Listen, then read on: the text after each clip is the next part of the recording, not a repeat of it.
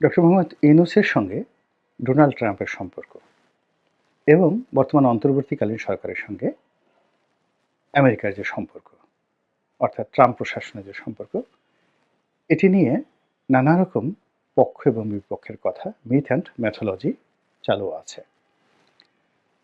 বাংলাদেশের সবাই আমরা জানি যে ডক্টর মোহাম্মদ ইউনূসের সঙ্গে ডেমোক্র্যাটদের একটা ভালো সম্পর্ক ছিল, বিশেষ করে হিলারি ক্লিন্টন এবং বিল ক্লিন্টন, এবং সেই সুবাদে বারাক ওবামার সঙ্গে তার একটা সহানুভূতিশীল সম্পর্ক ছিল, কিন্তু পারিবারিক সম্পর্কটা মূলত ক্লিন্টনের সঙ্গে এবং বিল ক্লিন্টনের সঙ্গে।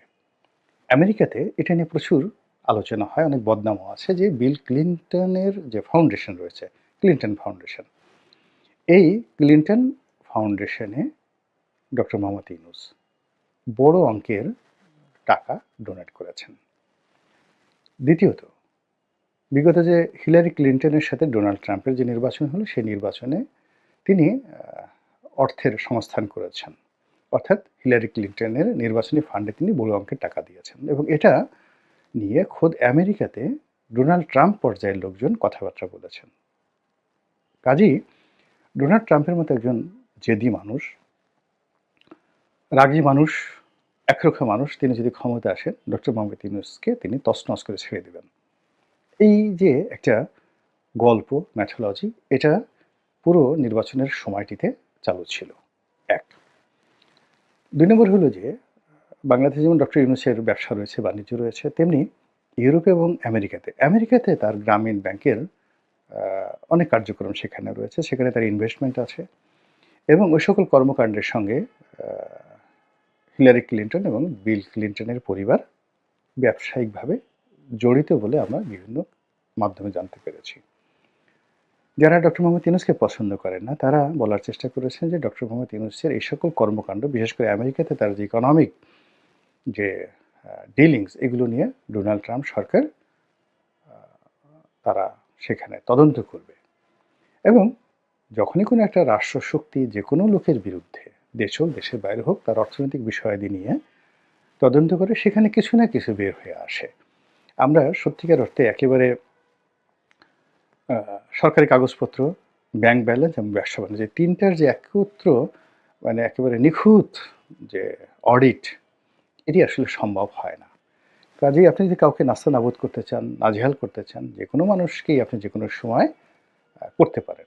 এটা এফবিআই দিয়ে করতে পারেন, ভারতের যে central bureau of investigation CBI দিয়ে করতে পারেন, বাংলাদেশের দুর্নীতি দমন কমিশন সিআইডি এনবিআর দিয়ে করতে পারেন, যে কোনো মানুষকে অপদস্থ করতে পারেন। যে তোমার এই শার্টটা তুমি কিনেছো $30 দিয়ে, কিন্তু তুমি তো এই $30 যে শার্ট কেনার যে ভাউচার, এটি আয়কর ফাইলে জমা দাওনি। তা আমাদের এই জীবনে এরকম ছোটোখাটো বিষয়, আপনি ধরুন একদিন দুপুরে খাবার খেয়েছেন, ক্রেডিট কার্ড দিয়ে বিল দিয়েছেন ৫,০০০ টাকা। তো এখন সেই ক্রেডিট কার্ড দিয়ে যে ৫,০০০ টাকার বিল দিয়েছেন, সেটা আপনার আয়কর নথিতে আপনি উল্লেখ করেননি। অন্য সব কিছু অ্যাকাউন্ট দিয়েছেন, কিন্তু এই কাজগুলো করেননি। কিংবা আপনার বাসায় একটা নতুন সোফা সেট আছে, সেটি আপনি আয়কর ফাইলে দেখাননি, এবং এটা নিয়ে দেখা গেল আয়কর বিভাগ আপনাকে গলা চেপে ধরল। এটা সারা দুনিয়াতেই সম্ভব, এবং যখন রাষ্ট্রশক্তি কাউকে অপদস্থ করতে চায়, তারা এই কাজটি করে। তো সেই অর্থে ডোনাল্ড ট্রাম্পকে যেভাবে মিস্টার জো বাইডেন নানাভাবে অপদস্থ করার চেষ্টা করেছেন, তাকে গ্রেপ্তার করেছেন, কারাগারে পাঠিয়েছেন, অপমান করেছেন, তার বাড়িঘর তল্লাশি করেছেন, তার ব্যবসা বাণিজ্য তছনছ করেছেন, এবং তার অনেকগুলো কোম্পানি আমেরিকাতে রীতিমতো দেউলিয়া হয়ে গেছে। তো সেখানে মিস্টার ট্রাম্প তিনি ছেড়ে দেবেন না, সহজে ছেড়ে দেবেন না। এবং ডক্টর মোহাম্মদ ইউনূস, এই যে তার যে বাংলাদেশের দুর্ভোগ এবং দুর্দশা, এটি কিন্তু শেখ হাসিনার কারণে হয়নি। এটি নরওয়ের একটি টেলিভিশন, অর্থাৎ যে নরওয়ে সরকার তাকে নোবেল পুরস্কার দিয়েছে। আপনারা জানেন যে নরওয়ের যে পার্লামেন্ট, সেখান থেকে নোবেল কমিটি, অর্থাৎ যে নরওয়েজিয়ান সরকার তাকে নোবেল পুরস্কার দিল, এবং ডেনমার্ক, নরওয়ে, ফিনল্যান্ড এবং যেগুলোকে স্ক্যান্ডিনেভিয়ান কান্ট্রি বলা হয়, তো এই দেশগুলো সরকারগুলো পরস্পরকে সহযোগিতা করে একসাথে কাজ করে, সুইডেন সহ।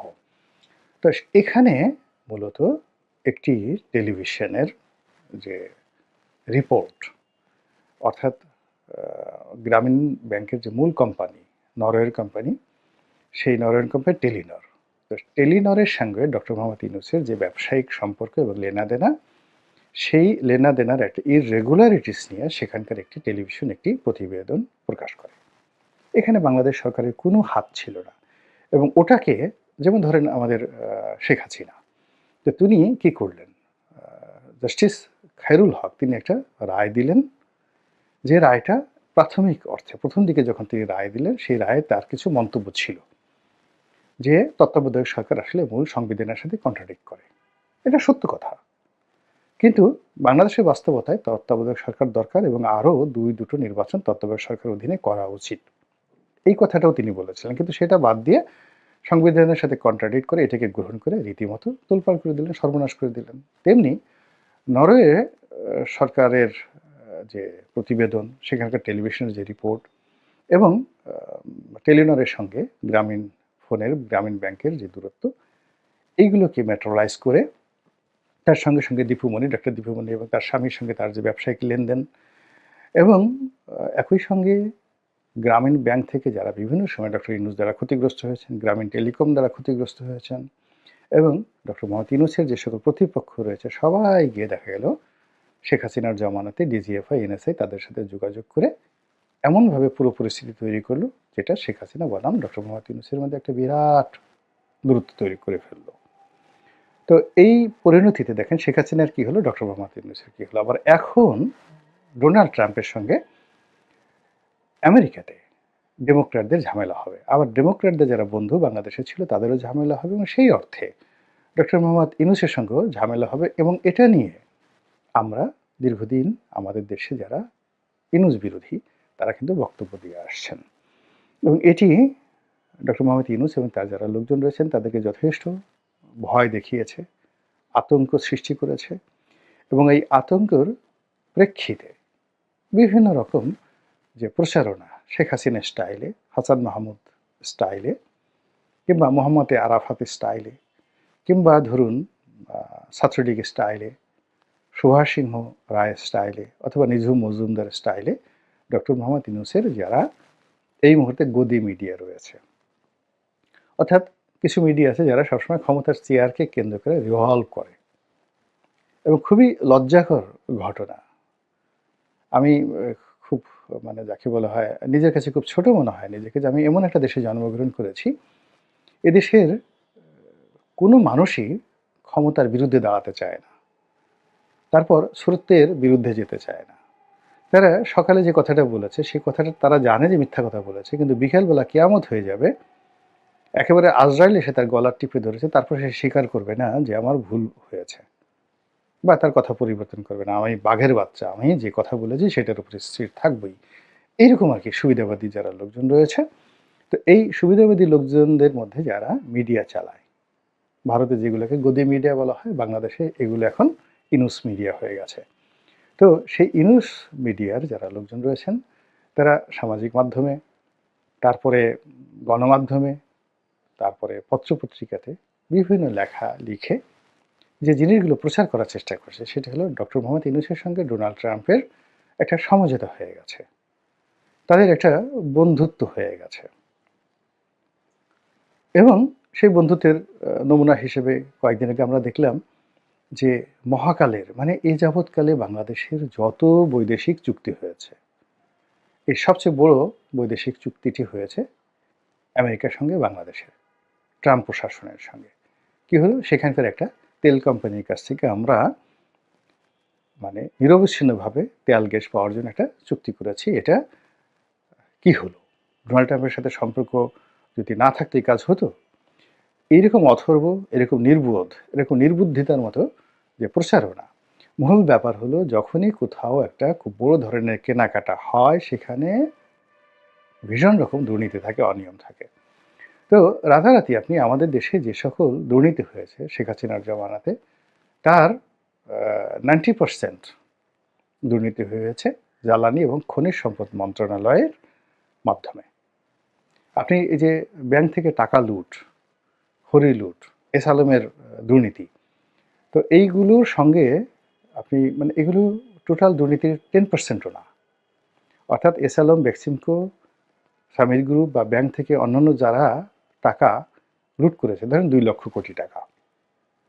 এখন আপনি ১ বছর যদি ৫ বছর ধরে বাংলাদেশে যে পেট্রোলিয়াম আমদানি করা হয়েছে, পার লিটারে যদি ১ সেন্ট করে বা পার লিটারে যদি আপনি ৳২ করে আপনি চুরি করেন, তাহলে গত ১৫ বছরে এই পেট্রোলিয়াম আমদানিতে কত টাকা চুরি করেছেন?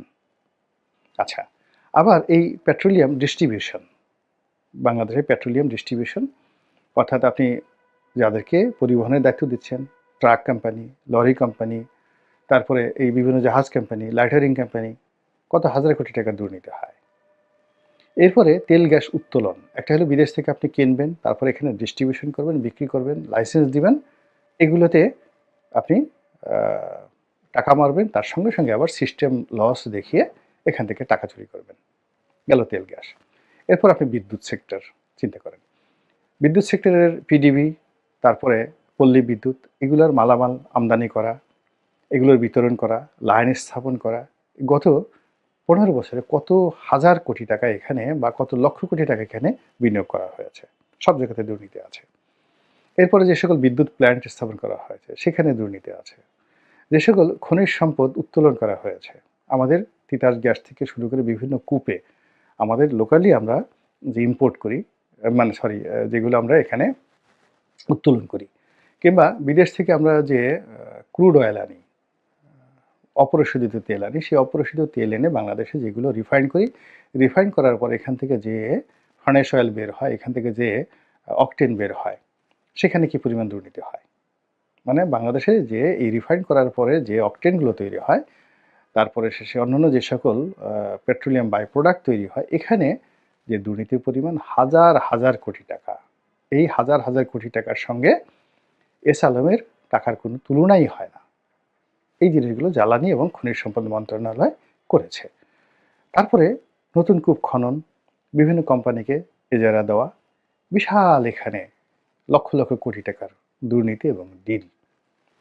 ফলে কি হলো, এই সেক্টরের সঙ্গে যারা জড়িত ছিলেন তারা চোখের অন্তরালে, চোখের আড়ালে এক একটা দানব হয়ে তারা এই বাংলাদেশকে শোষণ করেছে। এখন সেই এলএনজি, সেই গ্যাস, সেই তেল, তারপরে সব কিছু আপনি আমেরিকার একটা কোম্পানির সঙ্গে চুক্তি করবেন। তো কাজে সেখানে আপনার ট্রান্সপারেন্সি, সততা, সমস্ত কিছু কি পরিমাণ ঝুঁকির মধ্যে, এবং সেই কাজটি কোনো অবস্থাতেই এত সহজ নয়। এবং এটা এই বেকুবরা প্রচার করছে যে এই পুরো কাজটা ডক্টর মোহাম্মদ ইউনূস করছে। এখন যদি বলা হয় যে ঠিক আছে, শেখ হাসিনার জমানাতে যে রেট হয়েছে বা বর্তমান যে মার্কেট রয়েছে সে অনুযায়ী কীভাবে তাদের সাথে কী চুক্তি হয়েছে, এখন অনেকে বলছে কোনো চুক্তিই হয়নি। অনেকে বলছে ট্রাম্প প্রশাসন এই বিষয়গুলো জানেই না। অনেকে বলছে যে কোম্পানির নাম দেওয়া হয়েছে, অর্থাৎ সরকারি কোনো কোম্পানি নয়, কিংবা ট্রাম্পের সাথে সম্পর্ক রয়েছে এমন কোনো কোম্পানি নয়, হাওয়াই দ্বীপপুঞ্জে অবস্থিত একটা পেট্রোলিয়াম কোম্পানির নাম এখানে বলা হয়েছে। যে কোম্পানিতে চেক করা হয়েছে সেই কোম্পানি বলছে এই ধরনের কোনো চুক্তি হয়েছে কিনা আমরা জানি না। এখন আপনি কী বলবেন এটা নিয়ে? আবার ডোনাল্ড ট্রাম্প বাংলাদেশে এই যে সাহায্য বন্ধ করে দিয়েছে, সে জেনারেল সব দেশের জন্য একটা নিয়ম করেছে যে মার্কিন যুক্তরাষ্ট্র যে দানগুলো করে, খয়রাতগুলো করে, এগুলো তারা বন্ধ করে দেবে।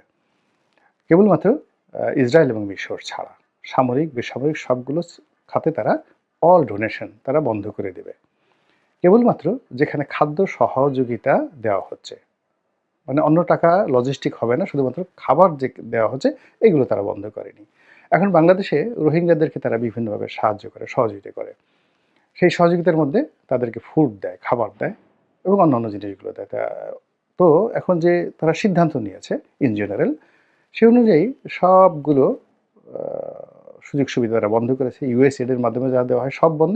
কেবলমাত্র রোহিঙ্গাদেরকে যে খাদ্য সাহায্য দেওয়া হয় কিংবা বাংলাদেশের অন্যান্য সেক্টরে যে খাদ্য সহযোগিতা রয়েছে সেটা তারা চালু রেখেছে, সেটা সব জায়গাতে তারা রেখেছে। এটা নিয়ে ডক্টর মোহাম্মদ ইউনূসের যে গদি মিডিয়া, ও মাই গড, কী সম্পর্ক তাদের! সেই সম্পর্কের মধ্যে তারা বলার চেষ্টা করছে যে তাদের সাথে তাদের বন্ধুত্ব হয়ে গেছে, they have got a very good signal, green signal. এবং ডক্টর মোহাম্মদ ইউনূস 5 বছরের জন্য থাকবেন। কেউ কেউ বলছেন যে না, 2028 সন পর্যন্ত, অর্থাৎ যতদিন ট্রাম্প ক্ষমতায় আছেন 4 বছর, আগামী 4 বছর তিনি নাকে তেল দিয়ে ক্ষমতায় থাকতে পারবেন। তো এই যে গদি মিডিয়ার যে প্রচার এবং প্রোপাগান্ডা, এই প্রচার প্রোপাগান্ডা মূলত সরকারের জন্য বুমেরাং হয়ে যাবে। শেখ হাসিনার জমানাতে অসংখ্য ডক্টরেট ডিগ্রি তিনি পেয়েছেন, অসংখ্য সার্টিফিকেট তার হাতে ছিল, অসংখ্য ভুয়া নিউজ আমরা দেখেছি। আমাদের জিডিপি এই পর্যায়ে, আমরা আজ সিঙ্গাপুর হয়ে যাই, কাল যাকে বলা হয় আমেরিকাকে ক্রস করে ফেলি, কানাডার সমান আমাদের অর্থনীতি, এরকম অসংখ্য কথা সেই শেখ হাসিনার মন্ত্রীরা বলেছে। এবং শেখ হাসিনার অর্থমন্ত্রী, তিনি নাকি দুনিয়ার সবচেয়ে সেরা এবং যাকে বলে সফল অর্থমন্ত্রী। শেখ হাসিনার বাংলাদেশ ব্যাংকের গভর্নর দুনিয়ার সেরা গভর্নর, এবং শেখ হাসিনা সারা পৃথিবীর শ্রেষ্ঠ শাসক, সারা পৃথিবীর সৎ শাসক, সবচেয়ে কর্মঠ শাসক, এরকম অসংখ্য ভাইব তৈরি করা হয়েছে, বাতাস দেওয়া হয়েছে। কিন্তু যখন প্রকৃতি ডাক দিয়েছে, তিনি ১ মিনিটও কিন্তু সময় পাননি। আমি বুঝি না যে যারাই ক্ষমতায় যায়, ক্ষমতার চেয়ারে বসে, এই চেয়ারটার ঘূর্ণন মানে এটি এত জোরে জোরে ঘুরে যে যিনি এই চেয়ারে বসে থাকেন তিনি কখনো বাস্তব অবস্থা বুঝতে পারেন না। কেন শেখ হাসিনার যে কারণে পতন হয়েছে, যে কারণে খালেদা জিয়ার পতন হয়েছে, যে কারণে এরশাদের পতন হয়েছে, কেন ডক্টর মোহাম্মদ ইউনূসের মতো একজন জ্ঞানী গুণী ব্যক্তিকে ঠিক সেম কাজটি করতে হবে? কেন তাকে এই যাকে বলা হয় পেটি মিডিয়া ম্যান, গদি মিডিয়ার অনুগত হতে পারে, যারা শেখ হাসিনার ১ কাপ চা খাওয়ার জন্য জাস্ট গণভবনে ঢুকেছে, এই দৃশ্যটুকু দেখানোর জন্য নিজেদের সবকিছু বিসর্জন দিতে পারে, ইজ্জত আবরু বিসর্জন দিতে পারে, তথ্যমন্ত্রীর সঙ্গে শুইতে পারে, রাত্রি যাপন করতে পারে, সেটা পুরুষ হোক নারী হোক। তো এই প্রকৃতির ক্যারেক্টারিস্টিক্সের যে লোকজন, তাদেরকে কেন ডক্টর মোহাম্মদ ইউনূসের লাগবে, এটা আমি মাথায় আমার আসে না।